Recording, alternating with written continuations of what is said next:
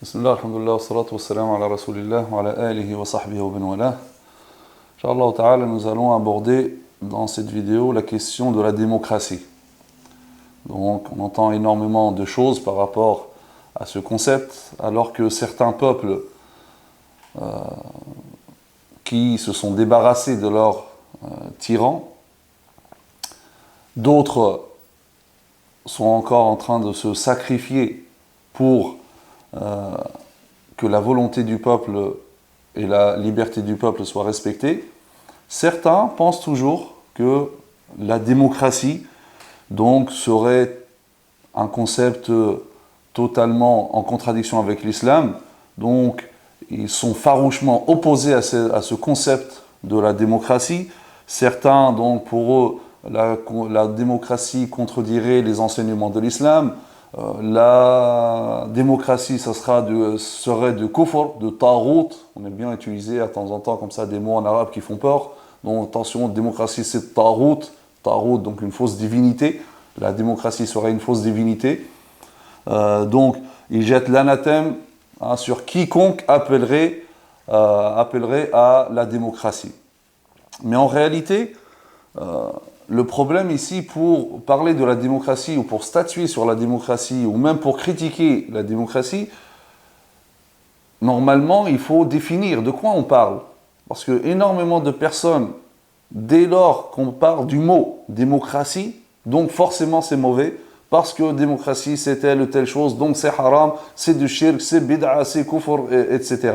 Donc tout c'est qualificatif, donc c'est de l'incroyance, c'est de l'hérésie, innovation, c'est même de l'idolâtrie, etc. Alors que finalement, on n'a pas défini de quoi on parle. Qu'est-ce qu'on veut dire par démocratie? Peu importe les racines du mot, parce que l'ibra, comme on dit, l'ibra bil musammayat la bil asma.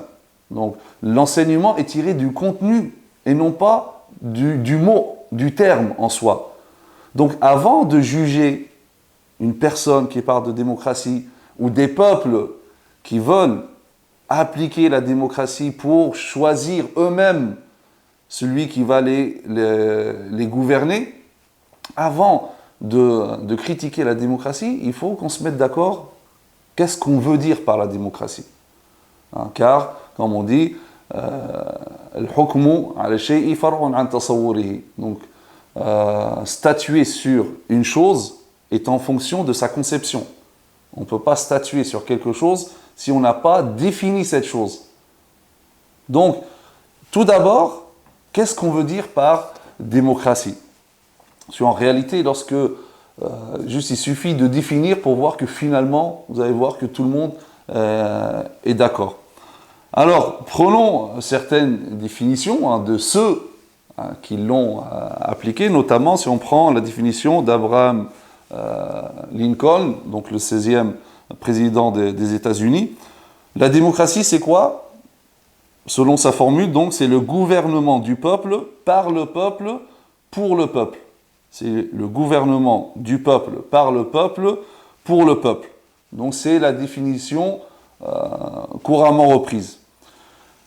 Ici, qui a dit que le gouvernement du peuple s'oppose au jugement d'Allah Azza wa Jalla? Qui a dit que le gouvernement du peuple est ou se définit par opposition aux lois d'Allah Azza wa Jalla?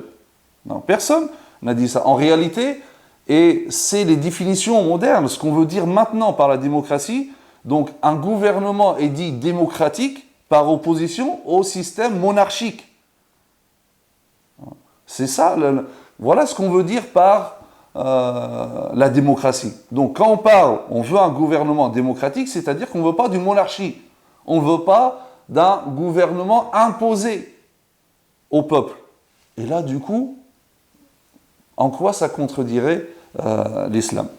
Selon Alexis de Tocqueville, un philosophe politique et homme politique français, il dit « La démocratie désigne une forme de société ayant pour la valeur la liberté et l'égalité. » La démocratie désigne une forme de société ayant pour valeur la liberté et l'égalité. En quoi cette définition de la démocratie, et c'est la définition qu'on utilise lorsqu'on parle de démocratie, lorsque certains partis musulmans parlent de démocratie, lorsque la majorité des savants parlent de démocratie, c'est ça, c'est cette définition, c'est ce genre de définition-là qu'ils entendent.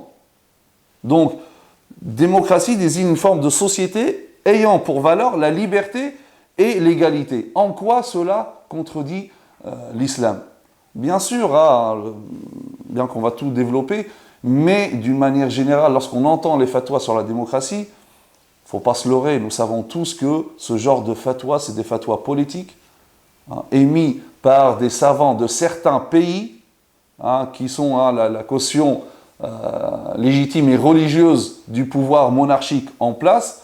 Donc, il faut faire ce genre de fatwa pour éviter que les contestations, parce que même les manifestations seraient illicites, donc pour interdire que le peuple exprime même son opinion.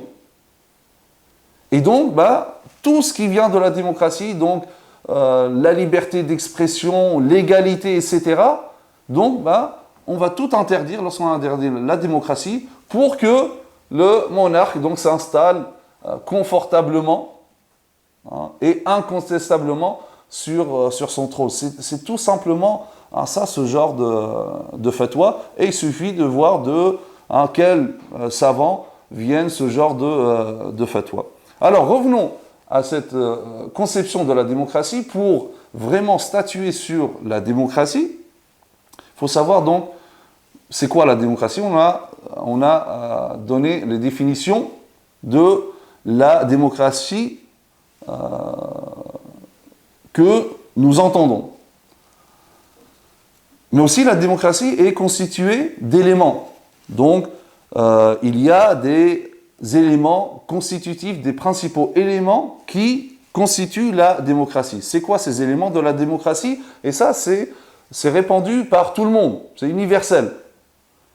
Et on va voir ces éléments constitutifs de la démocratie, est-ce qu'ils contredisent l'islam ou pas?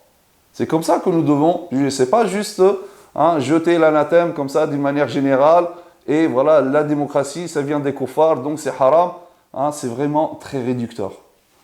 Alors, les éléments de la démocratie, c'est quoi? C'est le choix du gouverneur,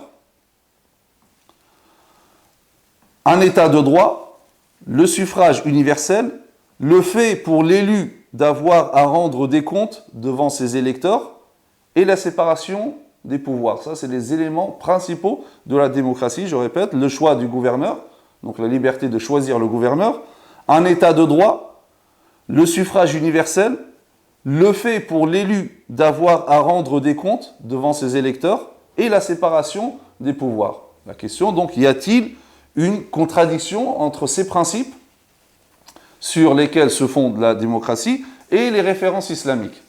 Alors, essayons d'étudier ces principes-là et les comparer aux enseignements de l'islam. Tout d'abord, la liberté de choisir le gouverneur.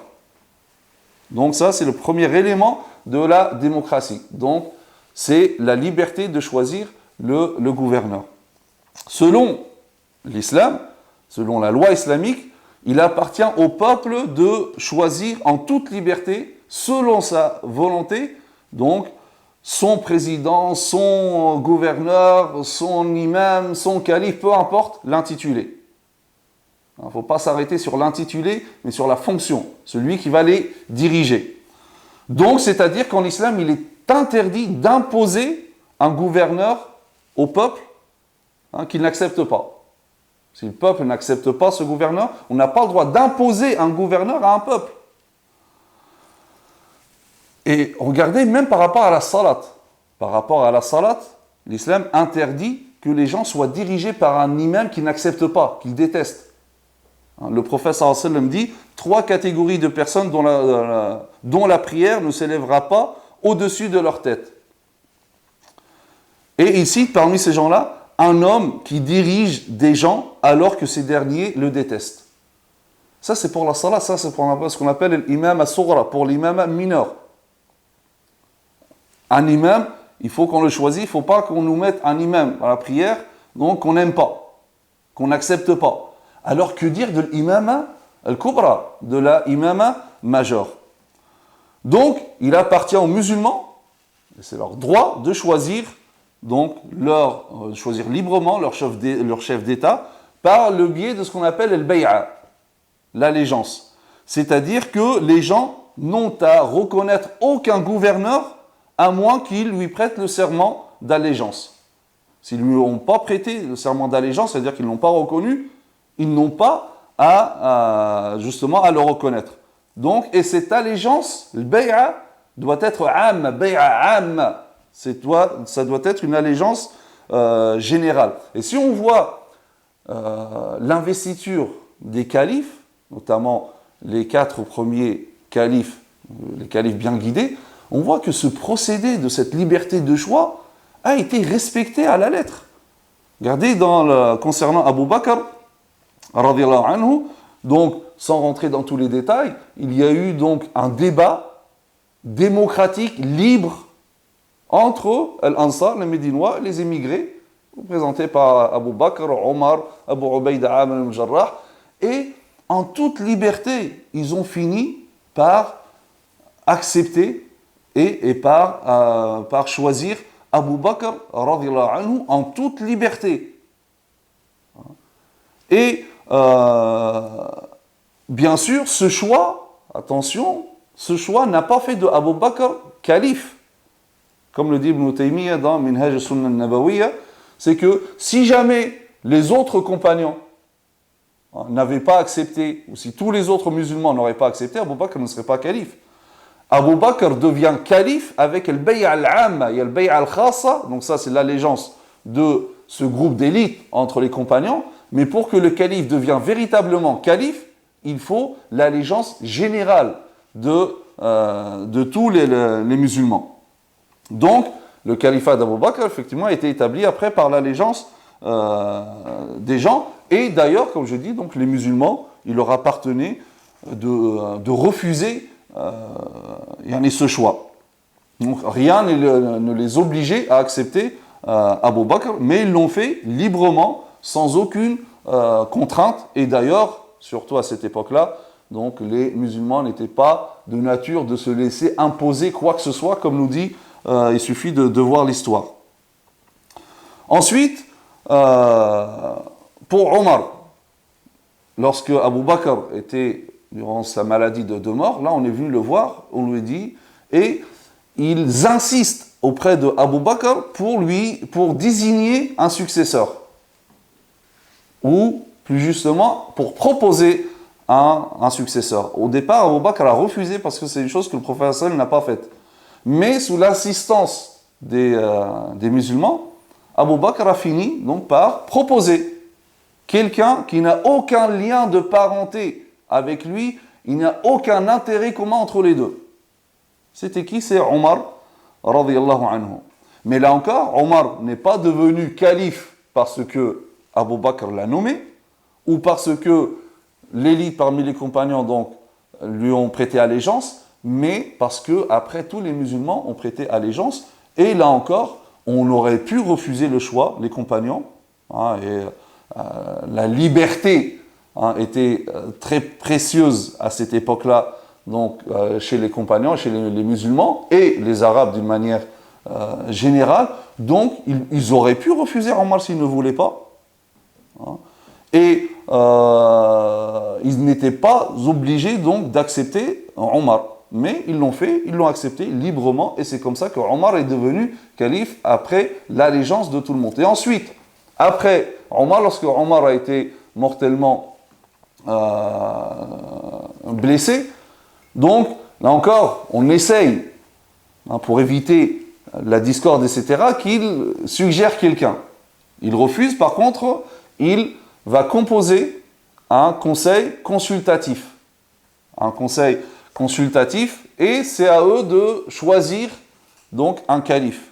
Mais je rappelle, même s'ils choisissaient un calife, après c'est le peuple qui prête allégeance ou pas. Le peuple a le droit de refuser. Donc effectivement, il a constitué un comité consultatif de 6 grands compagnons, et il leur dit, s'il y a une voix contre 5, celle-ci doit se plier à la majorité. De même, s'il y en a 2 contre 4, En cas d'égalité des voix, faites intervenir Abdullah ibn Omar pour trancher.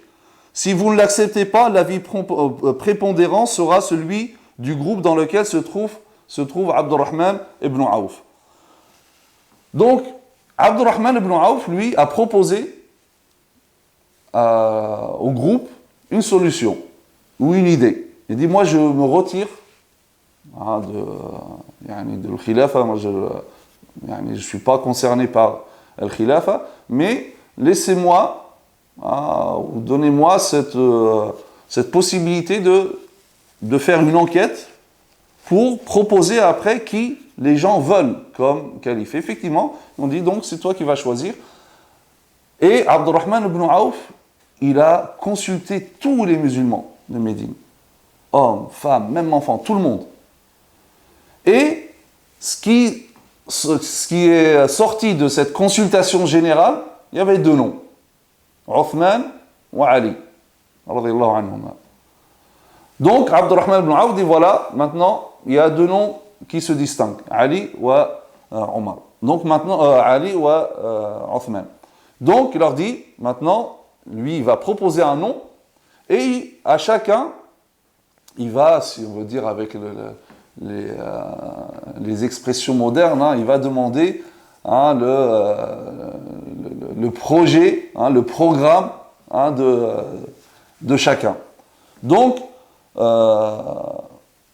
il dit à Uthman, donc comment, selon quoi tu vas juger? Il dit bien sûr selon le Coran et le Sunna, et selon, je serai fidèle aussi à l'attitude d'Abu Bakr et de Omar.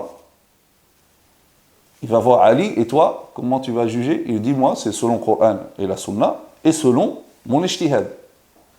Yani pas forcément être conforme à Abu Bakr et Omar. Ali aussi se considérait de leur niveau, dans le niveau de l'ijtihad. D'ailleurs, c'était déjà un juge, donc il sait de quoi il parle.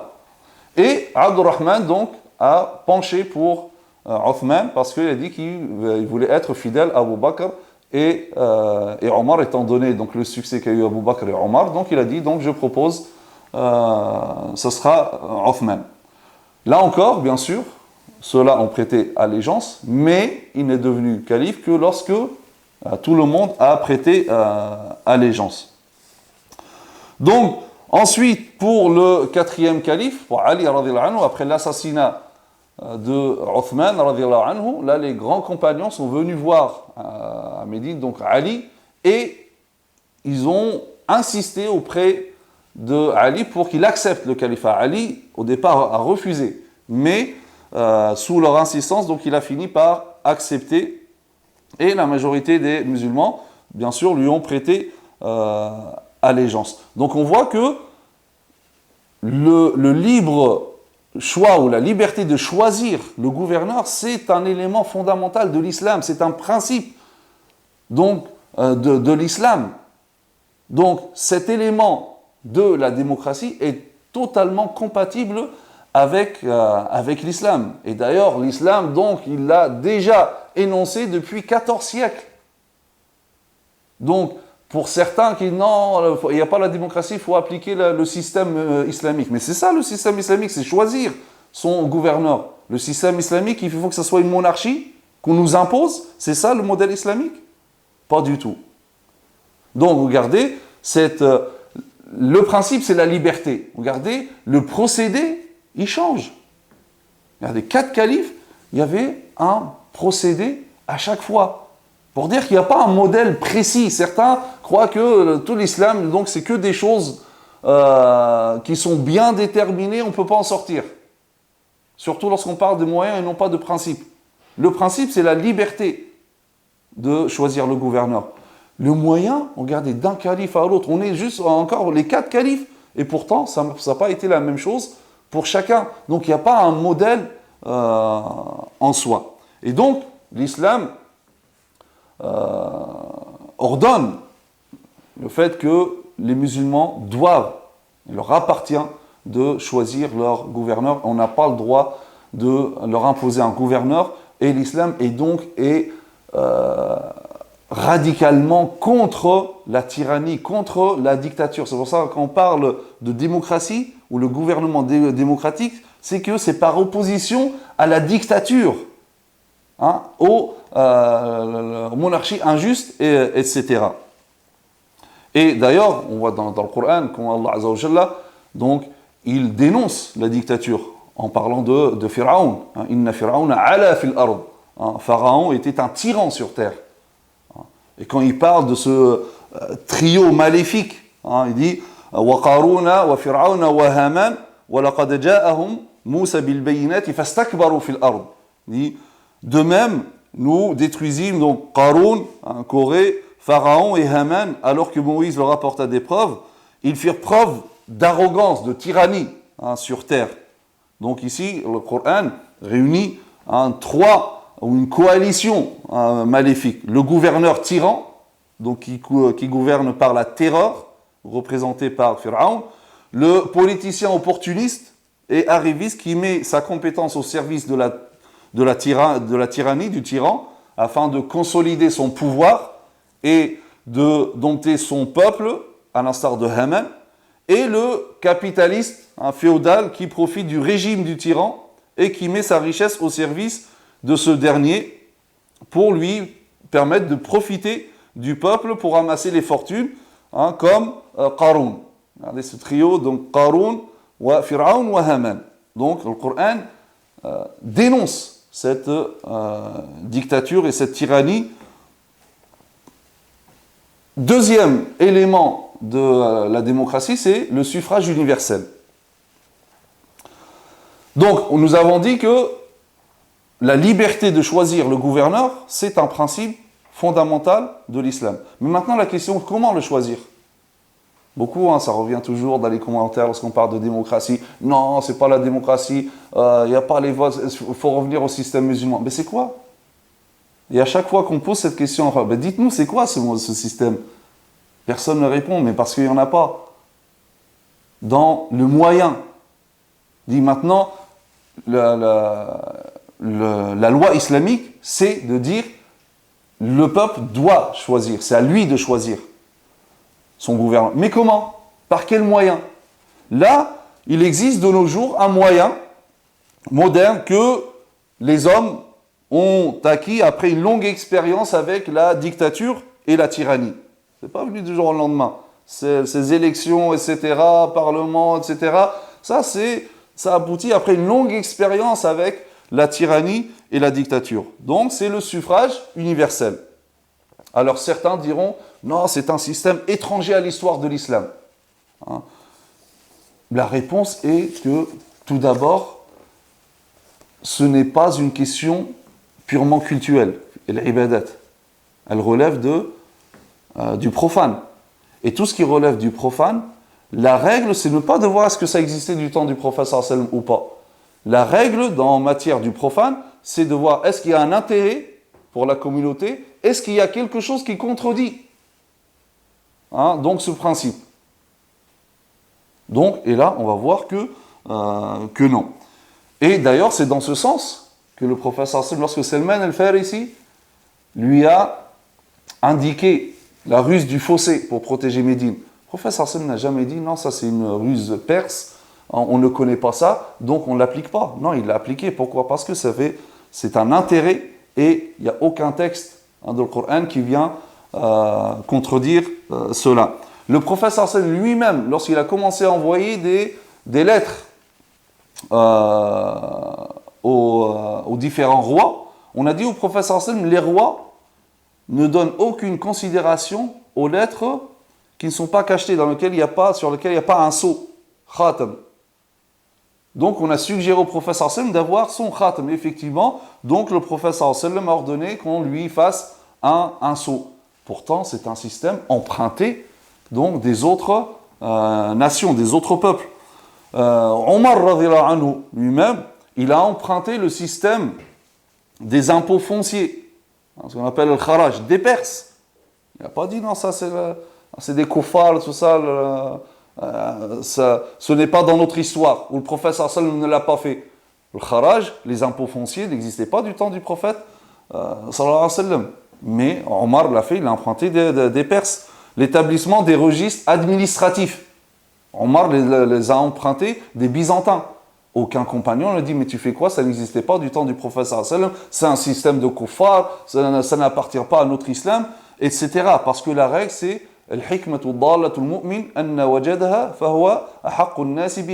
la sagesse, c'est le but recherché du musulman. Là où il la trouve, il en est le plus digne. Mais moi, c'est comme ça que les premiers musulmans ont compris. Alors que nous, certains ne font pas la distinction entre ce qui est cultuel, effectivement là, il faut se conformer à ce qui existait au temps du prophète et ne rien apporter de nouveau.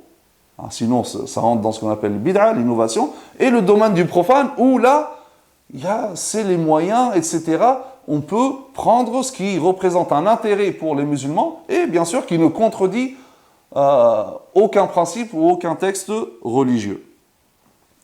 Donc, c'est pour cela que, toujours pour ceux qui nous disent non, il faut revenir au système islamique, le système islamique c'est quoi? C'est shura, la consultation. Wa amruhum shura baynahum. Donc Allah Azza wa Jalla, il a donné le principe. Mais comment appliquer ce principe? Le moyen, Allah Azza wa Jalla n'en a pas parlé. Parce que s'il nous aurait donné un moyen à l'époque, peut-être que ça aurait été approprié à l'époque et non pas à l'époque ou les époques qui vont venir. Et d'ailleurs, on a vu que même pour les 4 califes, ce système de consultation, ce principe, a été appliqué de manière différente. L'essentiel, le principe, c'est qu'il y a shura, consultation. Le moyen, ça, c'est selon les époques. Les musulmans vont choisir le moyen le plus approprié, tant que ce moyen-là, donc il représente un intérêt pour les musulmans, il n'y a rien qui le contredit.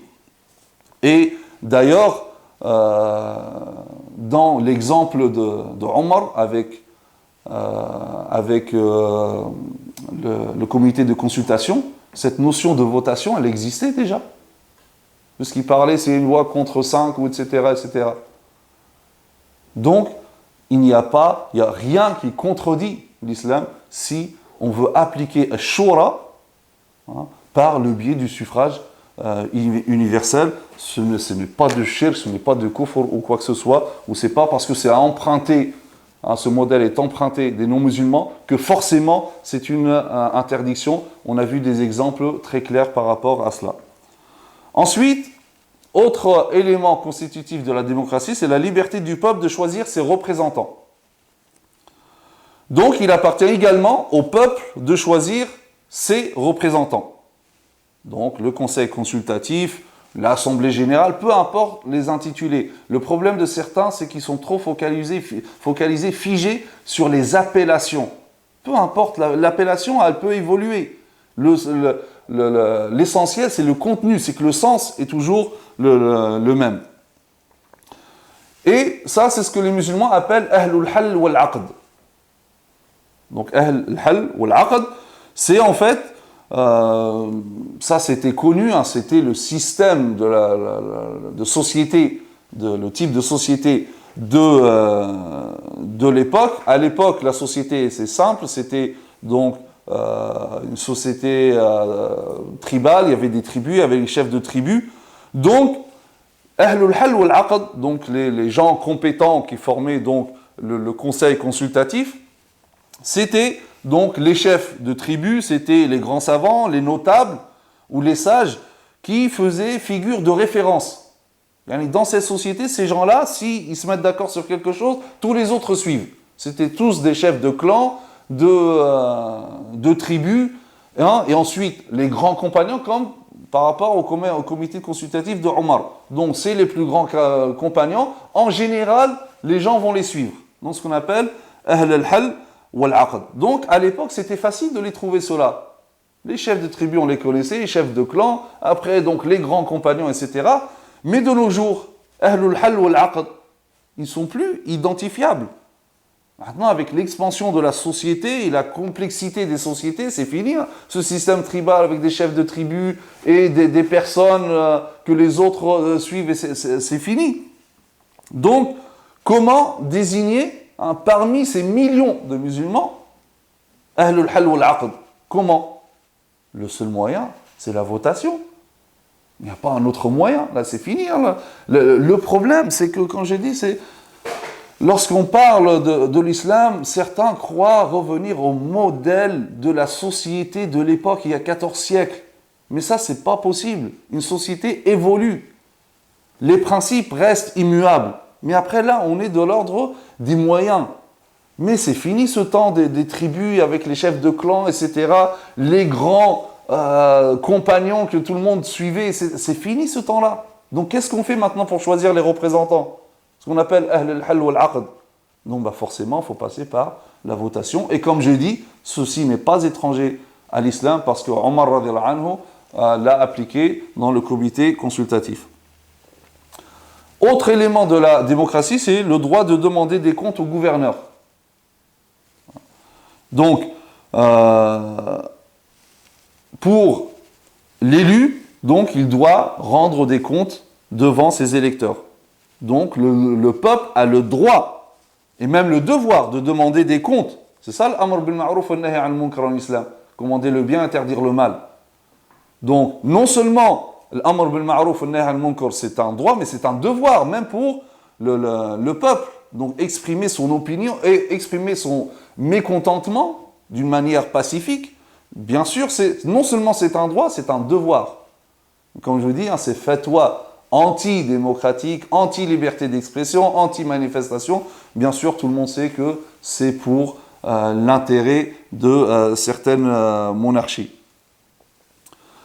Donc, les Ahl al-Aqd ou bien le calife, etc., il doit rendre des comptes aux musulmans et c'est un principe fondamentalement islamique. Regardez, lors de son discours d'investiture, Abu Bakr radhiyallahu anhu dit « J'ai été désigné comme votre gouverneur alors que je ne suis pas meilleur que vous.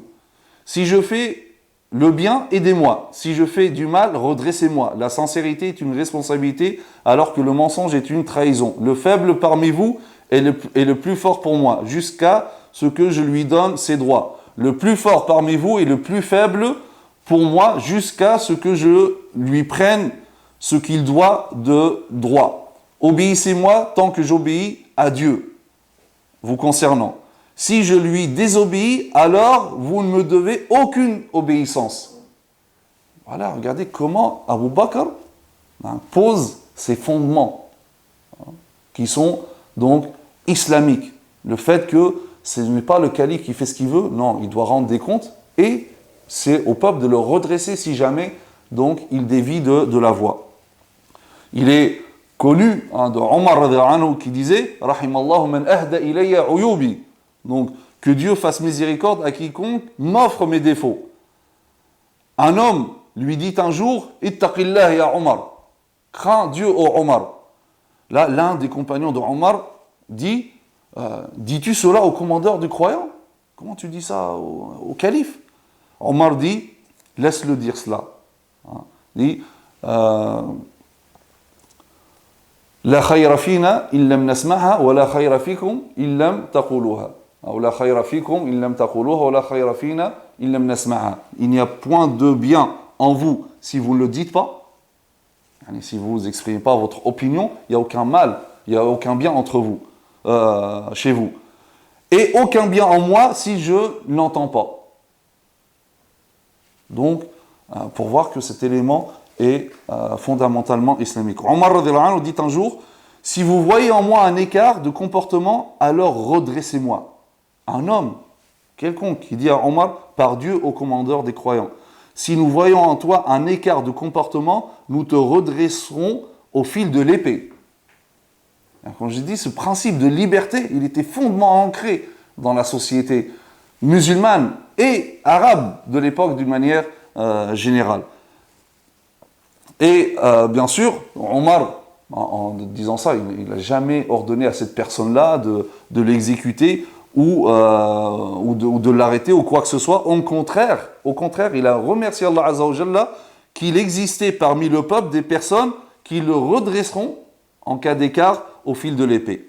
Et d'ailleurs, le prophète sallallahu alayhi wa sallam dit dans le hadith rapporté par l'imam Ahmed, si tu vois ma communauté avoir peur de dire à l'injuste, injuste, alors il n'y a plus rien à espérer d'elle. Autre élément fondamental de la démocratie, c'est l'état de droit. Cela signifie que le droit est le même pour tous, gouvernants et gouvernés. Et ça, c'est un principe fondamentalement islamique. C'est l'un des fondements de l'islam. Comment on applique la loi pour certains, pour les pauvres. Hein, ceux-là, s'ils volent, etc., on leur coupe la main. Par contre, les autres, ceux qui s'enrichissent, on ne sait pas d'où vient leur richesse, etc., ceux-là, il n'y a pas un manchot parmi eux. Alors qu'au niveau des pauvres, on trouve plein de manchots, malheureusement. Et comme disait le prophète sallallahu alayhi wa sallam, qui disait que si les peuples avant vous ont péri, c'est parce que lorsque il s'agissait du faible, aqamu alayhi al-had, il lui faisait subir la sanction, et si c'était un noble, il ne le faisait pas. Regardez, donc l'islam, cette notion est l'état de droit. Le droit doit être appliqué à tout le monde, gouverné, gouvernant. On a l'exemple très connu du fils de Amr ibn al-As en Égypte. Lorsqu'un copte fait une course avec lui et le copte gagne, énervé, le fils de Amr, compagnon Amr ibn al-As, le frappe et lui dit « Ana ibn al-Akramin » je suis le fils du plus noble parmi les nobles. Mais tu te prends pour qui? Le chrétien copte, juste parce qu'il l'a frappé, donc il va de l'Égypte vers Médine. Et le voyage de l'époque, plus d'1 mois pour arriver à Médine. Mais pourquoi il a été voir? Qu'est-ce qui a fait en sorte qu'il va à Médine rencontrer le calife? Parce qu'il savait bien que ce principe-là, il est islamique et que le calife va être juge. Il va appliquer le droit, que ce soit pour le gouverné ou le gouvernant, et donc son gouverneur et son fils. Donc, il lui explique, Omar radhiyallahu anhu convoque immédiatement Amr et son fils. Et là, il donne son fouet au copte, il lui dit, frappe Ibn al-Akrami, frappe le fils du plus noble parmi les plus nobles. Il le frappe. Il dit maintenant, Adira ala salat Omar. Maintenant, retourne le fouet contre Amr. Car si son fils t'a frappé, c'est sous l'autorité de son père. Le copte dit, non, moi je frappe que celui qui m'a frappé. Et là, Omar radhiyallahu anhu va dire cette expression qui est restée célèbre dans l'histoire, Ya Amr, ô Amr, depuis quand réduisez-vous les hommes à l'état d'esclavage alors que leurs mères les ont fait naître libres? Séparation des pouvoirs, autre élément fondamental de la démocratie. Donc, la séparation des pouvoirs exécutifs, législatifs et judiciaires est l'un des éléments de la démocratie. Cet élément-là aussi, il est compatible avec l'islam. Illustration, la comparution du calife Ali, radhiyallahu anhu, en personne devant un tribunal comme accusateur d'un individu chrétien qui lui avait volé, pris son bouclier. Et donc, Ali radhiyallahu anhu porte plainte donc, auprès de son juge, le juge donc Shurayh al-Qadi. Et donc, effectivement, après la bataille de Siffin, donc Ali radhiyallahu anhu avait fait tomber son bouclier et c'est le chrétien qui l'a pris et un jour donc il voulait le vendre et Ali le voit, il dit mais c'est mon bouclier, il dit non ce n'est pas le tien et bien sûr donc il va porter plainte. Donc Ali radhiyallahu anhu va voir le juge et lui dit le bouclier est à moi. Je ne l'ai pas vendu et je ne l'ai pas offert, donc c'est à moi. Le chrétien dit le bouclier est à moi. Bien que pour moi, je ne dis pas que le commandeur de croix est menteur, mais c'est à moi, il se trompe. Shurayh dit à Ali, est-ce que tu as des témoins? Au départ, il présente Hassan ou Hussein. Il dit non, ceux-là, c'est des témoins à charge, donc je ne les accepte pas. Est-ce que tu as d'autres témoins? Ali sourit et il dit, Shurayh a vu juste. Il voit que son juge, c'est quelqu'un d'honnête et de juste. Il dit, Shurayh avait vu, je n'ai pas de preuves. Donc, Shurayh, le juge, s'est prononcé en faveur du chrétien parce que, étant donné que le bouclier est sans possession, donc il reste dans sa possession jusqu'à preuve du contraire. Et donc, le chrétien s'éloigne et, plus loin, donc, il pense à ce qui s'est arrivé parce que, pour bien comprendre cela, il faut remettre les choses dans leur contexte et voir qu'est-ce qui se passait ailleurs. Imaginez, en Europe ou ailleurs, un roi qui va comparaître devant un simple citoyen. Hein, ça, c'était impossible d'ailleurs. Donc le chrétien, qui était, c'était Hichem, donc il était habitué, hein, des Byzantins, etc., ça ne se passe pas comme ça. Et donc il dit, le calife, donc, porte plainte contre moi devant son juge, et son juge me donne raison. Il dit ça, forcément, il s'agit de lois divines. Et donc, il revient et il dit à Ali, le calife, il dit, tiens, ton bouclier, en réalité, c'est à toi. Quand tu es reparti de ce film, tu l'as fait tomber et je l'ai pris. Voilà, je te le rends. Et là, il dit, Ashhadu an la ilaha illallah wa ashhadu anna Muhammad Rasulullah, se convertit à l'islam. Et Ali lui dit, maintenant que tu as embrassé l'islam, tiens, le bouclier est à toi.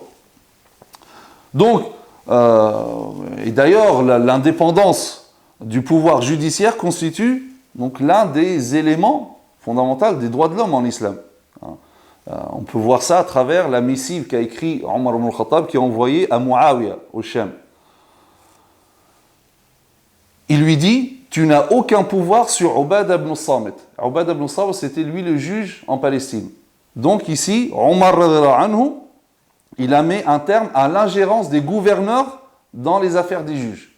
Donc le gouverneur, dorénavant, il ne s'ingère pas dans les affaires des juges. Et ça, c'est séparation des pouvoirs. Du temps des Abbasides. Des Abbasides, à la fin du 2e siècle de l'Hégire, c'est tôt quand même dans l'histoire d'une civilisation, le calife se chargeait à l'époque de nommer des juges. Et à cette période-là, au 2e siècle de l'Hégire, les califes se sont déchargés justement du fait de nommer des juges. Auparavant, c'était le calife qui nommait les juges. Pour les Abbasides, donc au 2e siècle de l'Hégire, comme je dis, c'est tôt dans l'histoire d'une civilisation, les califes ont donné cette fonction-là aux juges. Et d'ailleurs, donc, Haroun al-Rachid, ce grand calife, il a désigné Abu Yusuf, l'un des plus grands élèves d'Abu Hanifa, comme juge suprême. Qadi al-Quda, c'était le juge suprême, et c'est lui qui nommait les juges. Donc c'était, là encore, on va dire, est-ce qu'il s'est éloigné du modèle prophétique ou quoi que ce soit? Non, parce que pareil, pour la juridiction, le Coran nous donne le principe général. C'est quoi? C'est que le jugement, il faut qu'il soit selon la loi d'Allah Azza wa Jalla et en toute équité. Maintenant, le moyen de la juridiction, qui nomme les juges, c'est qui les juge, les instances, etc. Là, on ne va pas dire non, on emprunte les tribunaux, le tribunal d'instance de je ne sais quoi. Hein, ça, on emprunte des koufars, donc c'est du koufar, on rejette. Non, parce que ça, c'est des moyens. L'essentiel, les moyens donc peuvent changer en fonction du temps et l'évolution de la société. Le principe, lui, reste immuable. Donc, on voit bien ici que, à travers donc, les Abbasides, la juridiction donc, jouit d'une indépendance administrative. Donc, comme j'ai dit, là, tous les éléments finalement de la démocratie sont tout à fait compatibles avec l'islam. Mais il appartient à chaque société de trouver son modèle. On ne dit pas qu'il y a un modèle de démocratie, il faut... Là, et ça, c'est ce que certains ne comprennent pas. Là, quand on dit que la démocratie, finalement, on aurait pu l'appeler tout simplement Shura. Mabda' Shura, la consultation, et là, on sort des conflits d'appellation. Parce que, comme je dis, ce qui aveugle certains, c'est les appellations. Mais il ne faut pas s'arrêter aux appellations, il faut voir le contenu. Le contenu, comme on a vu, ne contredit pas les principes de l'islam. Et donc, mais il appartient à chaque société de choisir le modèle de démocratie qui correspond à son histoire, à sa culture et à sa foi. Et c'est ce qu'on veut des peuples musulmans, c'est qu'ils choisissent leur modèle de démocratie, mais qui correspond à leur histoire, à leur identité musulmane, et qu'on ne leur impose pas aussi un autre modèle qui ne correspond pas à leur histoire ou à leur identité musulmane. Donc voilà par rapport à cette question-là. أقول قولي هذا واستغفر الله لي ولكم سبحانك اللهم وبحمدك نشهد أن لا إله إلا أنت نستغفرك ونتوب إليك وصلي اللهم على سيدنا محمد وعلى آله وصحبه وسلم تسليما. السلام عليكم ورحمة الله وبركاته.